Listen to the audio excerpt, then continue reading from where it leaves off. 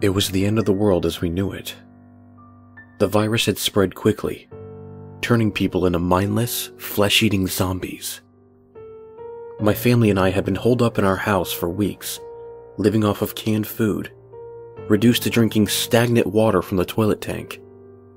One day, while I was out scavenging for supplies, I heard a faint noise coming from the direction of the park.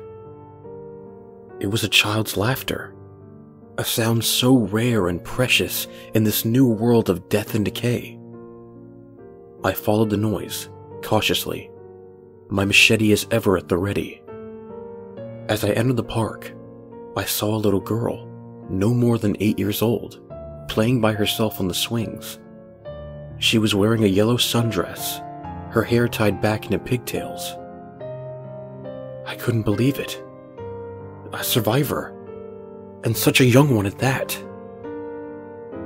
I approached her slowly, my machete still clutched in my hand. She looked up at me and smiled, completely unfazed by my presence, or by my weapon. "Hi there," I said, trying to keep my voice steady. "What's your name?" "Sally," she replied, jumping off the swing and running over to me. I felt a surge of relief wash over me. This was a sign that maybe, just maybe, there was hope for humanity after all. I took Sally back to my family, and they were overjoyed to have her here with us. She was a breath of fresh air, a ray of sunshine in the bleakness of our new reality. But things took a dark turn as the days passed. Sally wasn't like any other survivor I had encountered before. She was always talking about them, the ones who were coming for her, for us. Even eerier, she had an uncanny ability to predict when the zombies were going to attack. At first, we just brushed it off as imaginings of a child dealing with trauma, coincidence, and nothing more.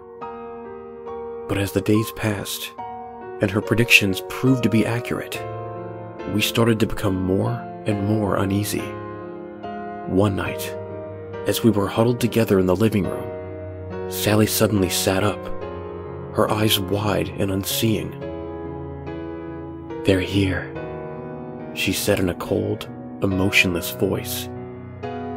And just like that, the zombies arrived. They smashed through the front door and swarmed into the room, their moans filling the air. But as I fought to protect my family, I noticed something strange. The zombies were all wearing tattered hospital gowns, their limbs strapped down with restraints. In that moment, it all became clear. Sally wasn't just any survivor. She was a patient at the hospital where the virus had originated.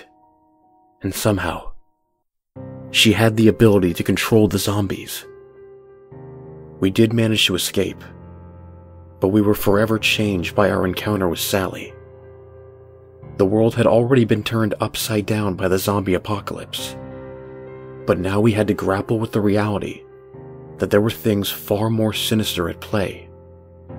We were never truly safe, not with her out there, pulling the strings of the undead horde.